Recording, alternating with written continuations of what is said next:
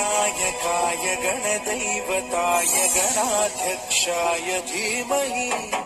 गुणशरीराय गुणमण्डिताय गुणेशानाय धीमहि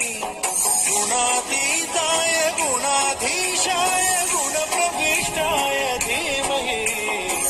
एकदन्ताय वक्रतुण्डाय गौरीतनयाय धीमहि